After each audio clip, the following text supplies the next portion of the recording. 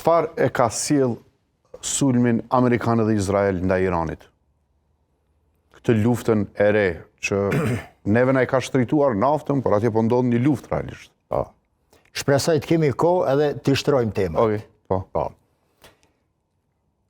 Lufta e tanishme amerikano-izraelite kundër Iranit nuk është asgjë tjetër, nuk është diçka e re, pos që është një hallk më shumë e luftrave të fuqive të mëdha kundër popujve të lindjes së mesme me qëllimin kryesor. Ka shumë qëllime, edhe disa qëllime të tjera, por me qëllimin kryesor të saj.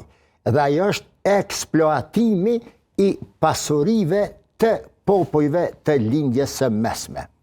Kjo që po e shohim tani, pra, megjithëse që i ka disa muaj më parë një luftë 12 ditëse, siç u quajt më pastaj, në fakt është vazhdimi i luftave kundër muslimanëve, apo të them më mirë politikisht, kundër popujve të lindjes së mesme që nga vitet e 90-ta. Gjeneza fillon me shpërbërjen e perandorisë osmane, ku lindja e mesme, që ishte një adhe unik, ndahet në më shumë se 30 shtete, këto shtete të cilat janë sot. Pra, duke mos dashur të dal nga koncepti i asaj që deshta me thënë, shtetet e tanishme arabe janë produkte të marrëveshjeve sajko-piko, franceze, britanike, e më vonë edhe amerikane dhe ruse, për t'i bërë arabët kështu që janë të gjithë në luftë kundër të gjithëve.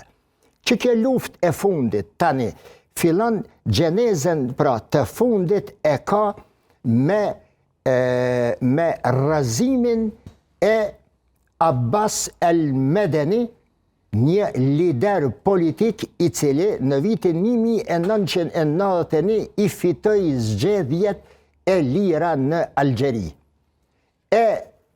Nuk e pranuan fitoren e tij, megjithëse që kishte substrat islamik, Abbas el-Medeni, lëvizja e frontit çlirimtar të Algjerisë, dhe nga ajo kohë më pastaj fillojnë problemet në lindjen e mesme për një rikonfigurim